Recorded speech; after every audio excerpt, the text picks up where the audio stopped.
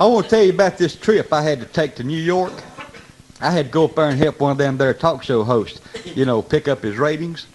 And my agent suggested that I take an airplane. Now, folks, the thought had never crossed my mind or even come close to being a remote possibility. But because of the time factor, they talked me into it. But my daddy always said if a man was supposed to fly, he'd have been born with wings. Feathers. Well, I ain't got no feathers. I'm lucky to have hair. Yeah. Well, I decided to go, and I went down to the airport, and did you know that there's 10 or 12 different airplanes that you can choose from? Well, I didn't know which one to go with, so I decided to take the one with the prettiest girls, because I figured if I had to go, I might as well go with some good-looking company. Well, I picked me out one, and I went up to the counter, and I said, ma'am, I'm considering taking an airplane to New York, and I've got just a few questions for you. She said, my pleasure. I said, is your mechanics unionized? She said, yes, they are. I said, well, are they happy with the arrangement? She said, yes, they are. I said, well, do you check them for drugs every now and then? She said, yes, we do, and there's no problems. I said, well, how old is this airplane? She said, this is a DC-9, and she's only about 20 years old and has never crashed. Well, that made me feel just a little better because Daddy told me never to buy or ride in a wrecked vehicle. I guess the same applies to airplanes. Well, I bought a ticket and I got on that thing, and the first thing I noticed, there wasn't no pretty girls working. They had them all out front getting you money, had their mamas on the airplane. This voice come from nowhere and said, ladies and gentlemen, buckle up, please.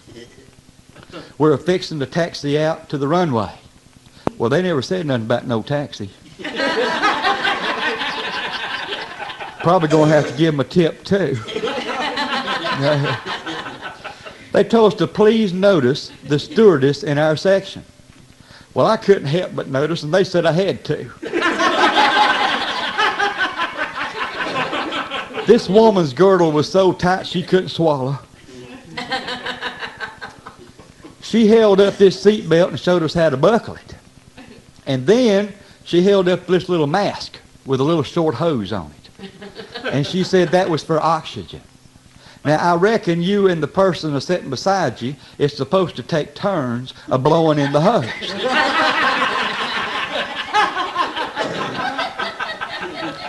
And then they told us that our seats were to be used as flotation devices.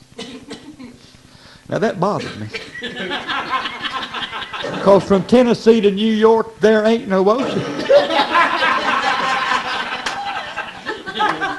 Don't tell me what that seat's going to do on water for me. I want to know what it's going to do for me on dirt. Concrete. Yeah. We took off, and they said they was going to serve refreshments. They brought me a little miniature sandwich, a jerky pickle, and a mint. Now, I thought it was a food testing for some company because there wasn't much there. You know, for $680, I was looking for one of them fillet magnets and a bowl of nanner pudding, you know. Well, I eat it, but my stomach thought my throat was cut because nothing went down there. Well, my biggest fear snuck up on me. I had to go to the bathroom. And I went, and folks, there ain't enough room in there to cuss a cat in. Well, I sat down and got as comfortable as possible when I heard the captain say, ladies and gentlemen, buckle up, please. We're fixing to go through some heavy turbulence. And it's going to get real rough. There ain't no seatbelts in there. I bounced all over that little metal room. Yeah. bruises all over me. And the biggest thing that was on my mind was to try and get my britches up. Because if we went down in some cornfield, I didn't want to be an embarrassment to my mama when they found me. No.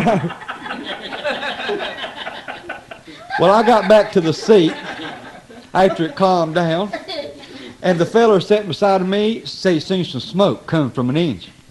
And he lit into cussing and using officer's language you ever heard in your life. I said, fella, you shouldn't be a cussing and a carrying on like that up here 35,000 feet up in a machine built by the lowest bidder. We need to be a-praying. So he made a conversion right there. Yeah. And we commenced praying at the same time. Water. Help us find water. Well, about then I recognized that our prayers had been answered because my seat was ringing wet. Yeah.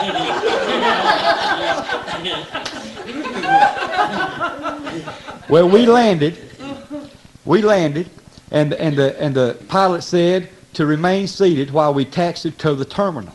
Now here we go with another one of them taxis. I got off that airplane, and the first thing I did was kiss the concrete and cry a lot. Now, folks thought I was happy to be in New York. I was happy to be anywhere. Yeah. Now, I ain't saying I'll never fly again. But I am saying the next time, I'll take a looky-see at those stewardesses that are working on that airplane. And I will take me a picnic lunch. And I'll make sure there's a seat belt in that little metal outhouse.